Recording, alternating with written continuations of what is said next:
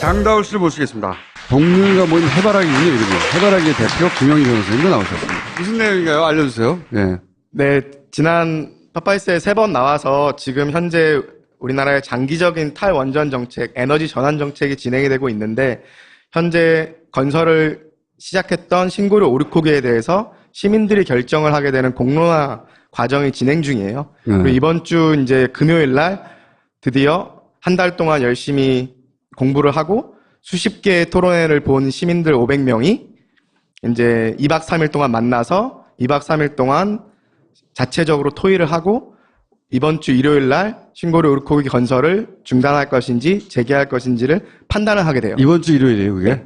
금요일 날 모여서 2박 3일 동안 숙의, 그러니까 서로 토론을 하는 거죠. 근데 한 달 동안 공부를 했거든요. 양쪽이 제공하는 자료집도 공부하고 동영상 강의도 한 6개를 듣고 그다음 지역 TV 토론회도 수십 차례가 있었어요. 수기를 한 다음에 투표를 하는 거죠, 500명이. 네. 그리고 그 투표의 결과를 정부가 반영하겠다는 거예요. 네. 실제. 근데 지금 일반 여론은 거의 박빙이에요, 제가 알기로는. 맞습니다. 오르코기를 더 이상 건설하지 말자 하고 계속 건설해야 된다가 거의 비슷해요. 그죠? 거의 뭐 네. 40대 40으로 나오고 있습니다. 네. 20%는 아직 입장을 정하지 못한 여론이고요. 그래서 최근 한두 달 사이에 끊임없이 조선일보나 그쪽에서 이제 원전 지어야 된다고 끊임없이 기사를 쏟아내고 있었던 거고요. 엄청난 물량 공세가 특히 이번 주에 집중이 되고 있고요. 그래서 지난 3번의 이야기에서 제가 하고 싶은 얘기는 다 했던 건데 마지막으로 하고 싶은 얘기가 이제 최근에 만약에 우리나라가 신고리 오르코기를 안 짓게 되면 전 세계에 앞으로 열리게 되는 600조 원의 원전 시장에 우리가 진출을 못해서 찬밥 신세가 돼서 한국 경제가 거의 망할 것이다 라는 이야기가 너무 많이 나와서 좀 팩트를 좀 짚어보고 시민분들께서 판단할 수 있도록 좀 얘기를 하고 싶어서 요청을 드렸습니다. 그래서 600조 원전 수출 시장의 허구라는 이야기를 말씀을 드릴 건데요. 이런 기사들이 나오고 있는 거죠. 600조 원전 시장을 우리가 스스로 걷어차고 있다. 이런 큰 시장이 열리는데 우리가 탈원전을 하고 신고리 오르코기를 중단하게 되면 우리는 구경꾼만 될 것이다. 라는 이야기가 많이 나오는 거죠. 600조면은 정말 크잖아요. 마치 한국이 정말 중요한 기회를 놓치고 있는 것처럼 공포심을 조장하고 있는 기사가 너무 많이 나오는데 조금만 내용을 들여다봐도 너무 과장된 이야기라는 걸 알 수가 있어서 말씀을 드리려고 하는데 지금 화면에 보이시는 그래프는 위쪽의 파란색은 매년 새롭게 운영을 시작한 원전의 개수인 거예요. 그 밑에 갈색은 매년 오래돼서 폐쇄가 되는 원전들의 개수인 거죠. 그럼 보시면 70년대, 80년대에는 파란색이 훨씬 많죠. 많은 원전들이 지어지고 폐쇄되는 원전은 적었던 거죠. 근데 최근에 보면은 지어지는 원전들이 많이 줄었고요. 그 중에서도 지금 주황색 부분은 중국이 짓고 있는 거예요. 그럼 중국을 제외하면은 실제 원전 시장은 몇 기 지어지지 않고 있고 폐쇄되는 게 이제 훨씬 많아지는 거죠. 오래된 원전들이 많으니까. 그래서 세계 원전 시장은 7, 80년대 황금기에서 이제 쇠락하는 시장으로 이미 변화된 지 오래인데 뭔가 엄청난 시장이 열리는 것처럼 얘기를 하고 있는 거죠. 뭐 단적인 예를 들어보면은 매년 원전 건설을 새로 시작하는 원전 개수가 가장 많았을 때가 76년도에 무려 전 세계적으로 44기의 원전이 건설을 시작했어요. 근데 올해 2017년에 1월부터 지금 10월까지 전 세계에 새로 건설을 시작한 원전이 하나예요. 전 세계에 하나. 작년엔 5개였어요. 그 중에 2개가 우리나라의 신고리 오르코기였고 나머지 3개가 이제 중국이나 인도에 있었던 거죠. 그리고 전 세계에는 200개 국가들 중에서 원전을 운영하는 국가는 30개 정도밖에 없어요. 그 30개 중에서 저희가 말하는 소위 말하는 선진국, OECD 국가는 15개국이에요. 15개국 중에서 새로 원전을 전혀 안 짓고 있는 국가가 9개고요. 나머지 6개는 그러니까 새로 원전을 짓고는 있어요. 근데 보시면 미국은 현재 99개가 있는데 꼴랑 2개를 짓고 있는 거고요. 프랑스 58개 있는데 지금 하나 짓고 있어요. 일본도 42개 있는데 2개. 우리나라 24개가 있는데 지금 3개를 거의 다 지어놨죠. 신고리 오르코기는 저기서 빠진 거예요. 여기다 플러스 2다. 그렇죠. 우리는. 플러스 2인데 그게 지금 빠져있죠. 지금 중단을 했으니까. 그래서 실질적으로 이 선진국의 경우에는 기존의 원전들이 너무 많고 이제는 이 원전들이 노후화돼서 이제 없어지기 때문에 저렇게 2개, 1개 지어봤자 전체 규모는 다 감소로 들어가게 되는 거죠. 그래서 선진국 시장은 거의 없다고 보시면 되고요. 그 선진국 상황을 보면은 독일, 스위스, 벨기에 탈원전 선언했죠. 프랑스도 원전 비중이 전 세계에서 가장 높은 국가 중에 하나죠. 75%인데 50%로 줄이기로 법을 통과시켰어요. 그리고 2025년까지 아까 봤던 58기 중에서 17기를 없앤다고 발표를 했어요. 그리고 미국도 원래 4개를 짓고 있었는데 그 건설 중이던 2개를 취소했어요. 경제성도 안 나오고 이제 재생에너지가 훨씬 더 잘 된다 해서 실제 건설 중이고 신고를 옳고기보다 더 많은 수조 원의 금액이 들어갔던 프로젝트가 취소됐어요. 그리고 최근에는 스탠다드 앤 푸어스라고 이제 세계적인 신용평가 기관이죠. 거기서 미국 원전, 현재 99개에 있는 미국 원전이 38년 내에 모두 폐쇄될 것이라고 전망을 했어요. 그린피스가 얘기한 것도 아니고 정치단체가 얘기한 것도 아니고 투자 신용평가 기관에서 전망을 한 거예요. 이게 지금 선진국 상황이라는 거죠. 그 다음에 개도국에서는 원전을 건설하고 있는 건 맞아요. 지금 전 세계에서 57기의 원전이 건설 중이거든요. 근데 그 중에 70%를 중국, 러시아, 인도에서 짓고 있어요. 거기는 중국과 러시아는 자기가 짓고요. 자기 기술로. 인도도 자기 기술로 짓는 거랑 러시아에서 짓는 것들이 있기 때문에 우리가 진출할 수 있는 시장이 아니에요. 이 70%는 전혀 우리랑 상관이 없는 시장이라고. 그리고 제가 요즘 토론회에 나가서 반대쪽이랑 토론하게 되면은 중국도 원전 수출 많이 하려고 하고 있고 러시아도 많이 하려고 하고 있다. 그럼 제가 여쭤봤어요. 중국이랑 러시아가 언제부터 우리나라의 롤모델이었습니까? 그러니까 그 원자력공학교 교수님께서 아니 롤모델이라는 얘기는 아니고요 라고 말씀하시더라고요. 실제 개도국 중에서 중국이나 러시아가 많이 짓고 많이 수출도 하고 있는 건 맞아요. 근데 여러 가지 정치 경제적인 이유들이 있는 거죠. 근데 우리가 진출할 수 있는 시장은 아니라는 거죠. 그러면 남은 거는 저 600조 원이라는 시장이 어떻게 나온 거냐면 세계 원자력 협회라는 원자력계 협회가 있어요. 원전을 계속 늘리는 거 원하는 로비 기구죠. 거기서 나오는 통계예요. 앞으로 160기의 원전이 추가적으로 더 건설될 거다. 근데 한 기당 한 4조 원 되니까 600조 원이다라고 얘기하고 있는데 우리가 그 시장을 놓친다고 얘기하는 거죠. 근데 그 160기 중에서 자기네 나라 기술로 짓기 때문에 우리랑 전혀 상관없는 시장이 110기예요. 70%. 저기는 우리가 아예 원천적으로 거의 진출을 할 수 없는 시장인 거죠. 그 나머지 30%도 원전 건설이라는 게 계획된 대로 건설된 적이 거의 없어요. 대부분이 건설 가능성 자체가 아예 없거나 이미 다른 나라들이 수주를 한 시장이라는 거죠. 그럼 저 남은 30% 중에서 그나마 우리가 가능성 있는 게 경쟁자로서 참여라도 할 수 있는 게 영국이랑 체코가 있어요. 그리고 영국 같은 경우에 이제 우리나라 원자력계에서 우리가 진출할 수 있다고 얘기하는데 영국이 어떤 상황이냐면 예전에 지어놨던 오래된 원전들이 좀 있으면 수명이 다 돼서 많이 닫아요. 그래서 그거를 메꾸기 위해서 10여 개의 원전을 새로 질 거라고 계획을 했었는데 그중에 첫 번째로 지려고 했던 원전이 수년 동안 딜레이가 됐어요. 그 마지막에 엎어지기 직전에 거의 상당히 높은 가격으로 오랫동안 장기간에 걸쳐서 전기를 사주겠다고 약속을 하면서 프랑스랑 중국이 그 프로젝트를 땄어요.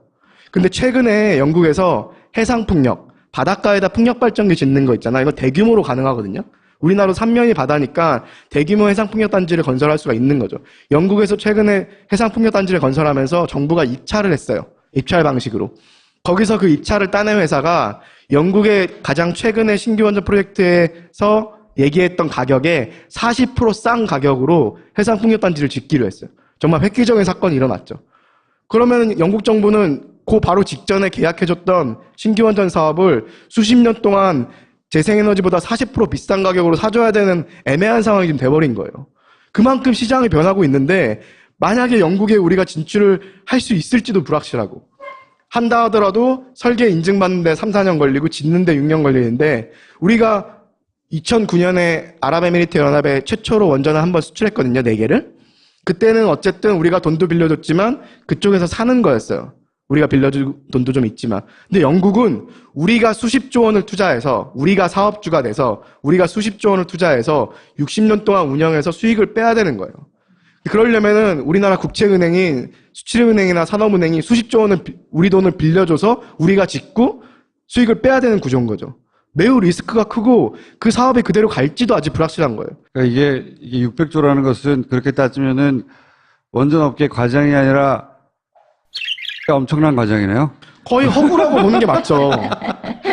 2009년에 우리가 원전 수출했을 때 이명박 대통령이 원전 수출이 우리나라의 신성장 동력이 될 것이다. 2012년까지 10개를 더 수출하고 2030년까지 80개를 더 수출할 것이다 했거든요. 근데 지난 8년 동안에 수출이 0건이에요. 2010년도 빵건, 11년도 빵건, 12년도 빵건, 8년 동안 수출이 전무하다고요. 사진 잘 골랐네. 근데 제가 이번에 보면서 두 분이 자서전을 썼더라고요. 이명박 대통령은 절망이라지만 나는 희망이 보인다. 박근혜 대통령은 절망은 나를 단련시키고 희망은 나를 움직인다.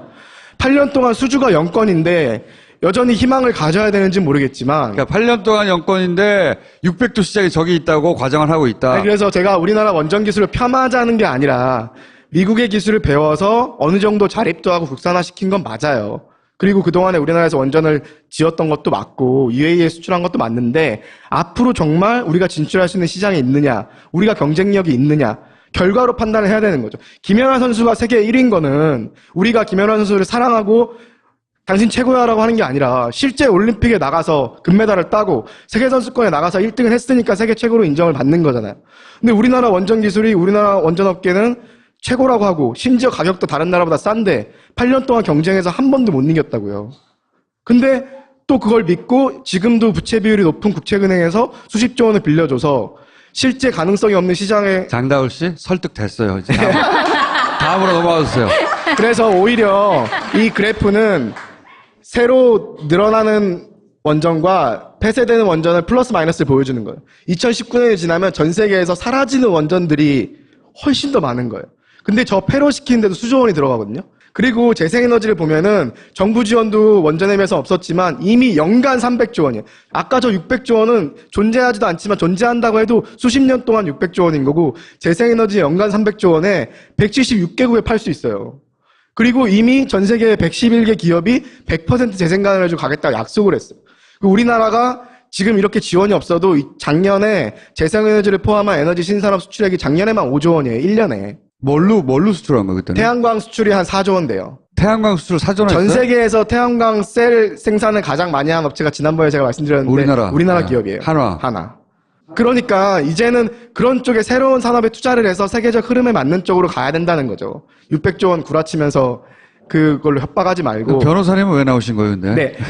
그래서 제 이야기는 여기까지가 오늘은 마지막이고요. 네. 오늘 변호사님과 같이 나온 이유는 네. 사실 신골 오르코기 건설허가가 작년에 6월 23일에 원자력 안전위원회에서 통과를 했는데 건설허가 자체가 위법적인 결정이었어요.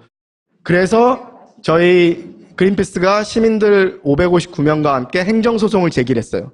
이 건설허가가 위법하다는 걸. 그거를 설명해주기 위해서 저희 소송을 담당해주고 계시는 아하. 김혜기 변호사님 나오신 겁니다.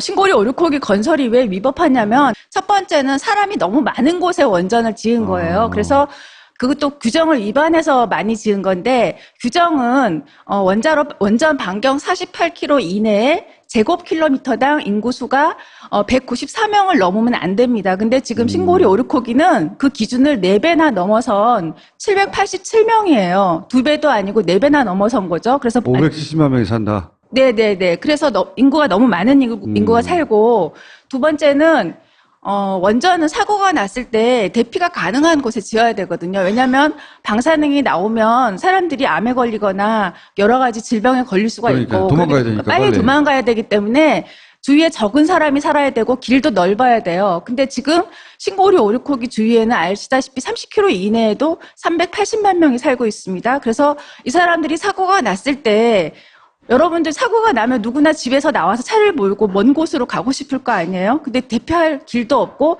또 방법도 없는 거죠. 380만 명이 한 번에 빠질 수 있는 길이 전혀 없다는 거죠. 그렇죠. 그리고 심지어는 지금 한수원이 계획을 세워놓은 걸 보면 한 18만 명 정도의 사람이 4시간 18만 반, 명. 18만 명 정도 대피하는데도 4시간 반이 걸린다고 보고 있는 걸 제가 보고서를 봤는데. 그럼 340만 명은 어떻게 해요? 훨씬 많은 시간이 걸립니다. 사실은 대부분 대피를 못하는 사람이 더 많지 않을까. 그러니까 그런 가정을 두고 있어요. 이 근처에 있는 사람들이 먼저 대피하면 그 다음에 나중에 있는 사람이 차례차례 대피하겠다. 원전이 터졌는데 누가 기다리냐고요. 네. 그러니까 가정을 어떻게 하고 있냐면 10km 안에 있는 사람들이 짐을 싸갖고 나오는 동안에 밖에 있는 사람들은 기다려줄 거라고 가정을 해요. 근데 사실은 그렇지 않죠. 후쿠시마 사고를 봤기 때문에. 말도 안 되는 소리. 그리고 더 문제가 되는 거는 우리 그 어르신들 그리고 또 집에서 누워 계시는 또 환자들 병원에 있는 분들은 사실 굉장히 더 위험해질 수가 있는데 그런 이해했습니다. 대책이 없습니다. 그리고 그 후쿠시마 사고 같은 사고를 중대 사고라고 하는데요.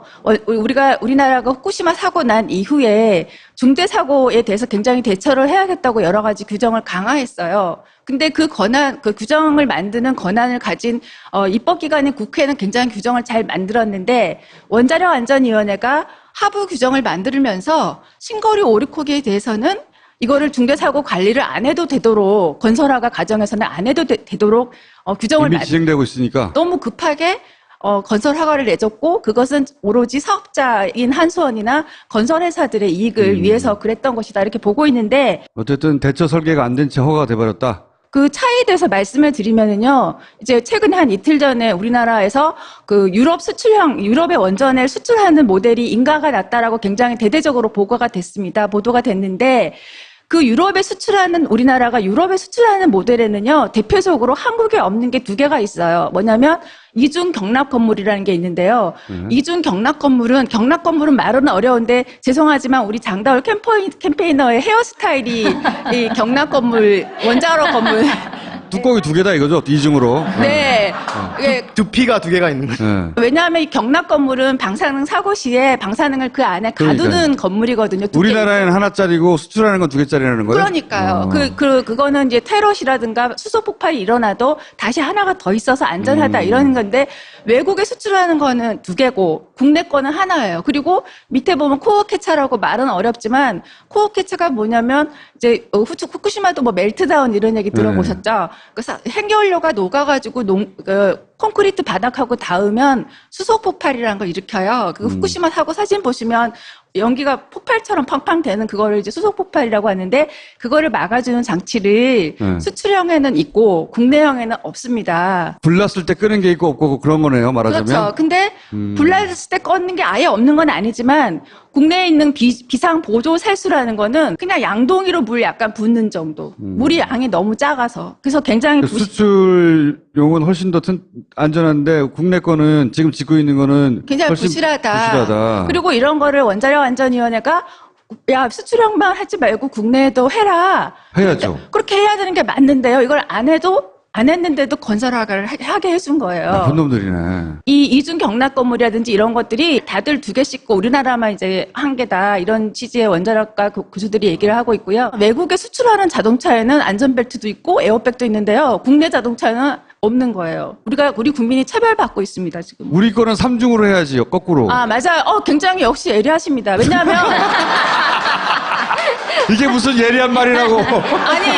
아니 왜냐하면은 왜 예리하냐면 우리나라 원전에 특히 고리원전 단지는요 세계에서 제일 위험한 지역이에요. 세계에서 제일 많은 원전 10개가 몰려 있고요. 주위에 세계에서 제일 많은 인구가 살고 있어요. 그러면 미국이나 유럽보다 우리나라는 더 튼튼하게 지어야 되는 겁니다. 당연히. 근데 한국은 오히려 홀대를 한 거죠. 우리 국민이 봉이냐. 미친 건데 이거 지금. 네.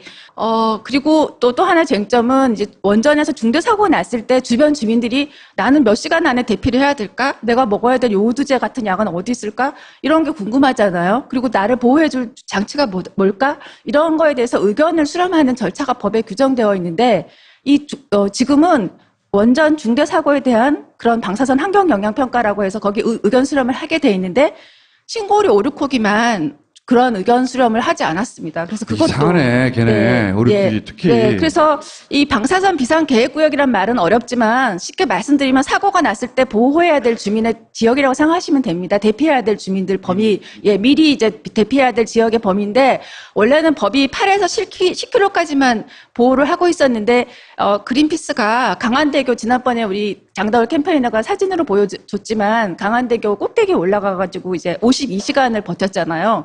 그 뒤에 법이 개정이 됐어요.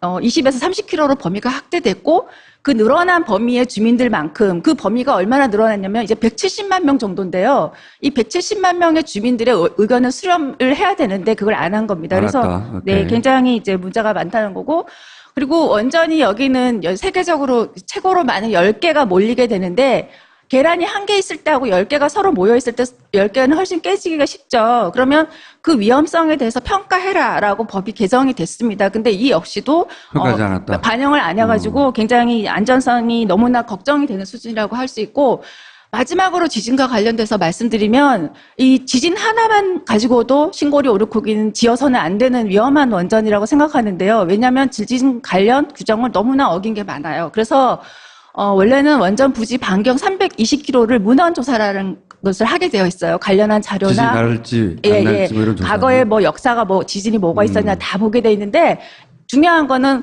바다 쪽이거든요.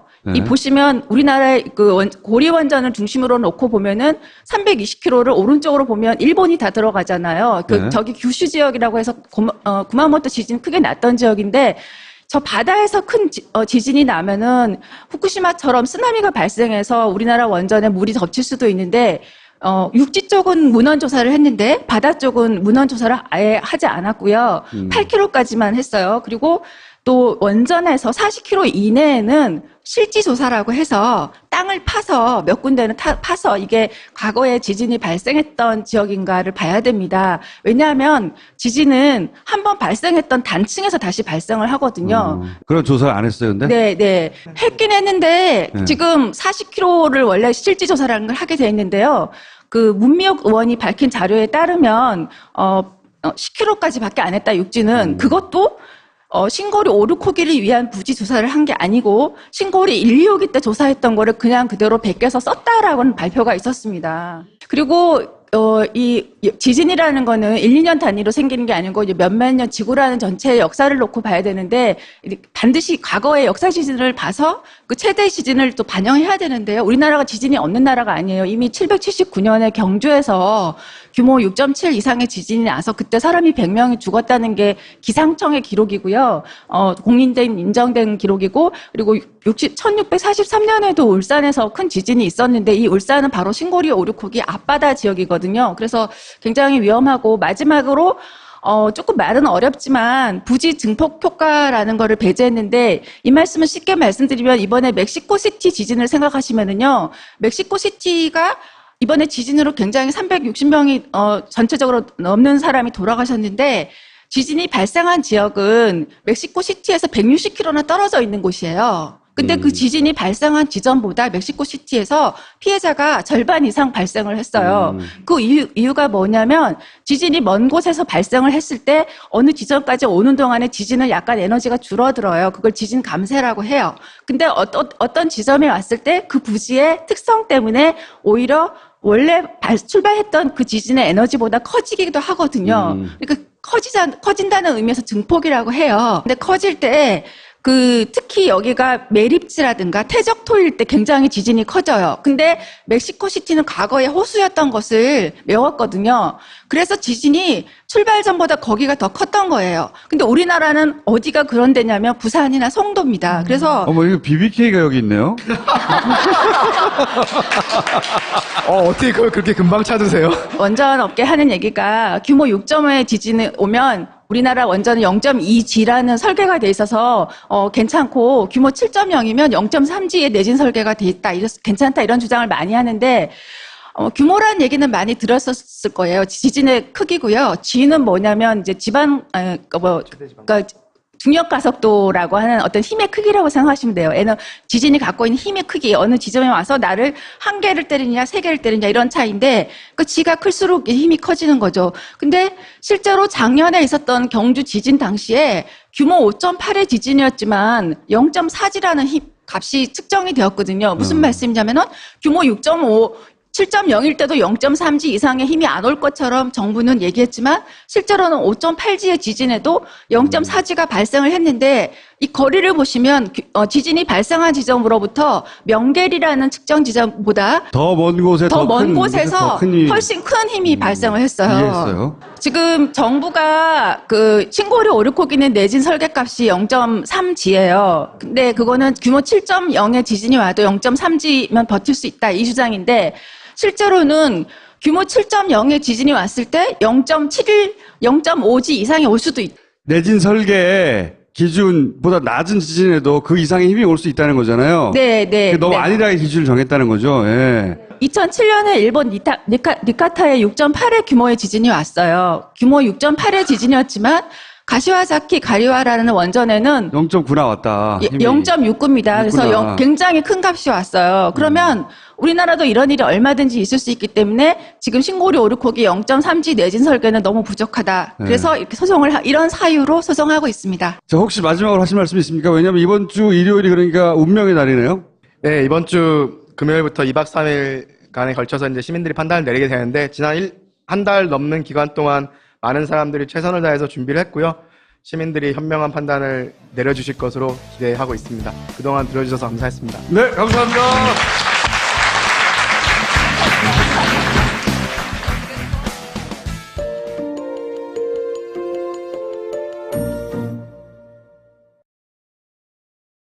황금기에서 이제 쇠락하는 시장으로 이미 변화된 지 오래인데 뭔가 엄청난 시장이 열리는 것처럼 얘기를 하고 있는 거죠.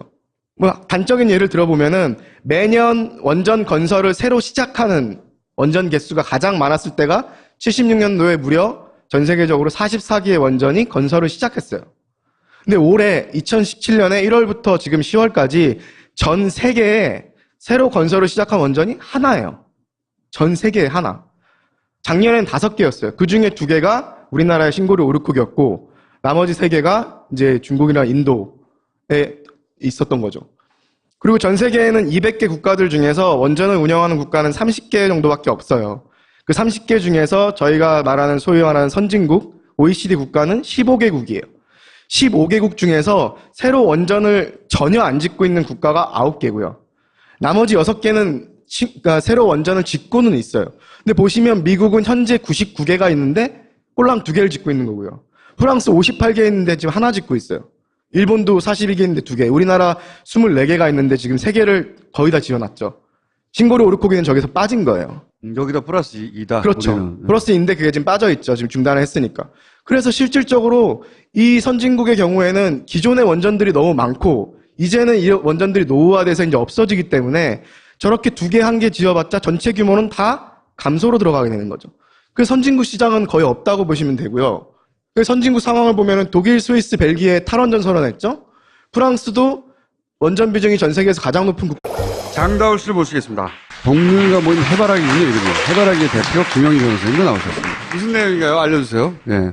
네, 지난 파파이스에 3번 나와서 지금 현재 우리나라의 장기적인 탈원전 정책, 에너지 전환 정책이 진행이 되고 있는데 현재 건설을 시작했던 신고리 오르코기에 대해서 시민들이 결정을 하게 되는 공론화 과정이 진행 중이에요. 그리고 이번 주 이제 금요일 날 드디어 한 달 동안 열심히 공부를 하고 수십 개의 토론회를 본 시민들 500명이 이제 2박 3일 동안 만나서 2박 3일 동안 자체적으로 토의를 하고 이번 주 일요일 날 신고리 오르코기 건설을 중단할 것인지 재개할 것인지를 판단을 하게 돼요. 이번 주 일요일이에요, 그게? 네. 금요일 날 모여서 2박 3일 동안 숙의, 그러니까 서로 토론을 하는 거죠. 근데 한 달 동안 공부를 했거든요. 양쪽이 제공하는 자료집도 공부하고 동영상 강의도 한 6개를 듣고 그다음 지역 TV 토론회도 수십 차례가 있었어요. 수기를 한 다음에 투표를 하는 거죠, 500명이. 네. 그리고 그 투표의 결과를 정부가 반영하겠다는 거예요. 네. 실제. 근데 지금 일반 여론은 거의 박빙이에요, 제가 알기로는. 맞습니다. 오르코기를 더 이상 건설하지 말자 하고 계속 건설해야 된다가 거의 비슷해요. 그죠? 거의 뭐 네. 40대 40으로 나오고 있습니다. 네. 20%는 아직 입장을 정하지 못한 여론이고요. 그래서 최근 한두 달 사이에 끊임없이 조선일보나 그쪽에서 이제 원전 지어야 된다고 끊임없이 기사를 쏟아내고 있었던 거고요. 엄청난 물량 공세가 특히 이번 주에 집중이 되고 있고요. 시장이 어떻게 나온 거냐면 세계 원자력 협회라는 원자력계 협회가 있어요. 원전을 계속 늘리는 거 원하는 로비 기구죠. 거기서 나오는 통계예요. 앞으로 160기의 원전이 추가적으로 더 건설될 거다. 근데 한 기당 한 4조 원 되니까 600조 원이다라고 얘기하고 있는데 우리가 그 시장을 놓친다고 얘기하는 거죠. 근데 그 160기 중에서 자기네 나라 기술로 짓기 때문에 우리랑 전혀 상관없는 시장이 110기예요. 70%. 저기는 우리가 아예 원천적으로 거의 진출을 할 수 없는 시장인 거죠. 그 나머지 30%도 원전 건설이라는 게 계획된 대로 건설된 적이 거의 없어요. 대부분이 건설 가능성 자체가 아예 없거나 이미 다른 나라들이 수주를 한 시장이라는 거죠. 그럼 저 남은 30% 중에서 그나마 우리가 가능성 있는 게 경쟁자로서 참여라도 할 수 있는 영국이랑 체코가 있어요. 그리고 영국 같은 경우에 이제 우리나라 원자력계에서 우리가 진출할 수 있다고 얘기하는데, 영국이 어떤 상황이냐면 예전에 지어놨던 오래된 원전들이 좀 있으면 수명이 다 돼서 많이 닫아요. 그래서 그거를 메꾸기 위해서 10여 개의 원전을 새로 질 거라고 계획을 했었는데, 그 중에 첫 번째로 지려고 했던 원전이 수년 동안 딜레이가 됐어요. 그 마지막에 엎어지기 직전에 거의 상당히 높은 가격으로 오랫동안 장기간에 걸쳐서 전기를 사주겠다고 약속을 하면서 프랑스랑 중국이 그 프로젝트를 땄어요. 근데 최근에 영국에서 해상풍력, 바닷가에다 풍력발전기 짓는 거 있잖아. 이거 대규모로 가능하거든요. 우리나라도 삼면이 바다니까 대규모 해상풍력단지를 건설할 수가 있는 거죠. 영국에서 최근에 해상풍력단지를 건설하면서 정부가 입찰을 했어요. 입찰 방식으로. 거기서 그 입찰을 따낸 회사가 그 중에 하나죠. 75%인데 50%로 줄이기로 법을 통과시켰어요. 그리고 2025년까지 아까 봤던 58기 중에서 17기를 없앤다고 발표를 했어요. 그리고 미국도 원래 4개를 짓고 있었는데 그 건설 중이던 2개를 취소했어요. 경제성도 안 나오고 이제 재생에너지가 훨씬 더 잘 된다 해서 실제 건설 중이고 신고를 옳고기보다 더 많은 수조 원의 금액이 들어갔던 프로젝트가 취소됐어요. 그리고 최근에는 스탠다드 앤 푸어스라고 이제 세계적인 신용평가 기관이죠. 거기서 미국 원전, 현재 99개에 있는 미국 원전이 38년 내에 모두 폐쇄될 것이라고 전망을 했어요. 그린피스가 얘기한 것도 아니고 정치단체가 얘기한 것도 아니고 투자 신용평가 기관에서 전망을 한 거예요. 이게 지금 선진국 상황이라는 거죠. 그 다음에 개도국에서는 원전을 건설하고 있는 건 맞아요. 지금 전 세계에서 57기의 원전이 건설 중이거든요. 근데 그 중에 70%를 중국, 러시아, 인도에서 짓고 있어요. 거기는 중국과 러시아는 자기가 짓고요. 자기 기술로. 인도도 자기 기술로 짓는 거랑 러시아에서 짓는 것들이 있기 때문에 우리가 진출할 수 있는 시장이 아니에요. 이 70%는 전혀 우리랑 상관이 없는 시장이라고. 그리고 제가 요즘 토론회에 나가서 반대쪽이랑 토론하게 되면은 중국도 원전 수출 많이 하려고 하고 있고 러시아도 많이 하려고 하고 있다. 그럼 제가 여쭤봤어요. 중국이랑 러시아가 언제부터 우리나라의 롤모델이었습니까?